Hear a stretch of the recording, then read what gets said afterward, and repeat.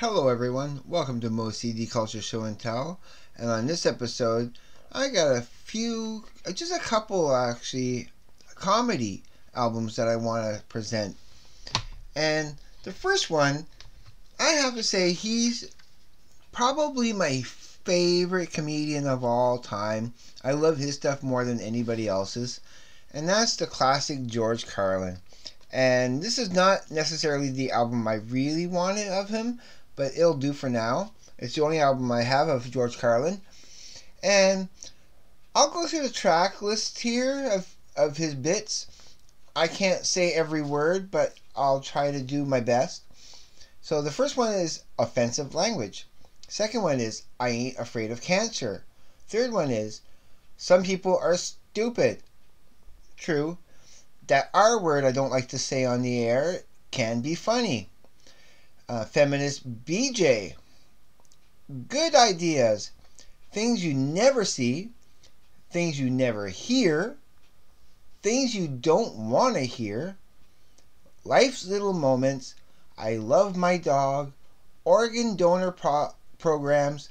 Don't pull the plug on me. They're only words. And euphemisms. So, I think this is funny. I haven't listened to it for a while.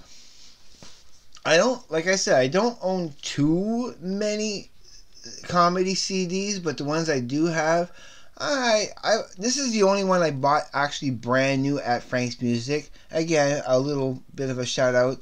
If you're ever in Moncton and you want to go buy a CD local, go to Frank's Music, talk to Carl it's off of Carson. You can't go wrong with.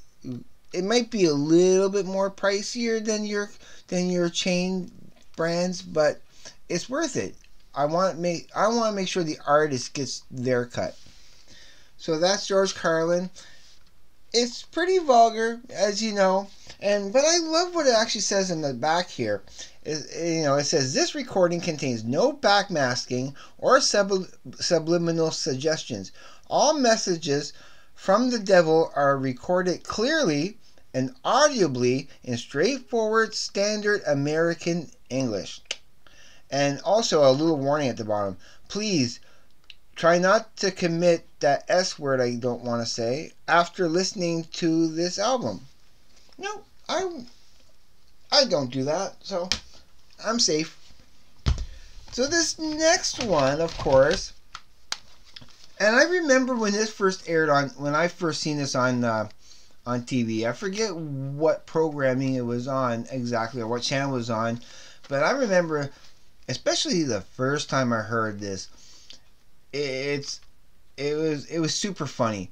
It kind of loses its power the more you listen to it. It's not as funny. It just becomes more poignant and more of a testimony of what the times were like in the early 90s, because this came out in the early 90s. And I'll get into it. It's No Cure for Cancer by Denis Leary. I bought it basically for the song, the first track, Asshole, which is, a great video. It's so tongue-in-cheek, and I love it. Then it starts off the comedy bit with drugs and rehab and more drugs and smoke and meat and death and the downtrodden song, traditional Irish folk song, and voices in my head. This is funny. This is a funny album still, I mean, again, like I said, not as funny as the first time when you first hear it, but it has its charm, It's more just to have it for that one song, and I never play this. I'm familiar with it because I have played it many times when I was younger, because I think I originally had it on cassette at one point. But it's something I have to have in my collection. It's still part of the collection regardless. It has music on it. It has a couple songs, so that's why I have that. And the next one I have, okay, I only bought it because I know his albums are kind of funny and his movies are a bit funny and that. And I always liked him on Saturday Night Live. And I bought this because it was only $1. I mean, it was in fantastic, great condition. So why not? Some Adam Sandler. What the hell happened to me? He was so cute back then. And of course, these all have like warning labels on them because they can be a little. I'm surprised actually that look, this has no warning label on it. No, nowhere. But this is not safe. Kids should not be listening to that. This should have had a warning label. So I don't know why it didn't. But yeah, there's not all that much really to it. It's not as good as the other one that was more popular. The ones where he made with his SNL buddies and stuff. The one with Buddy, dude, Buddy. You know which one? Our Toll Booth Willie. Or that one. But this one's not that one. But it's still fun. It's still, joining the call, respect, ode to my car. So he has some songs in here. There's the ode to my car. I got what is that? Is that no? That's not the Shanuka song. The Steve Polychronopoulos, Crazy Love, Dip Doodle, Mr. Bako, and What the Hell Happened to Me. So I think those are the audio tracks, but I can't be certain because they might have that mixed up in here. So yeah, I only played it once. I didn't really find it super funny. Again, like I said, I only bought it because it was $1 and I thought it'd be interesting. I might listen to it. I'm going to listen to it again. It's going on my list of my CDs I'm going to be listening to. I am going through that list. It's a mental list right now, but I should write it down. It's funny how I still remember all those CDs I want to be listening to and which ones I want to present and all that stuff. I keep track of all this. Now, the next one, I consider, of course, is a comedy album because as soon as you see who it is on the cover and that and what it is, and of course, is mostly for the great music on it. I love all these bands. These were a lot of these bands were some of my favorite bands growing up. And this is a super super awesome album, and that's the Beavis and Butthead Experience. And if you've seen just my last episode, this first song is Nirvana. I hate myself and want to die. That's what's with all this death talk? Why do people want to off themselves? It's not a good idea. I do not promote that. But all these songs are and stuff have that lately. Anyway, but it's the next track, number 2, Anthrax, Looking Down the Barrel of a Gun, which is a Beastie Boys track. And they do a fantastic job with that. Then you get a Beavis and Butthead doing the Mike Judge Come to Butthead, which is not that great. I always fast forward that.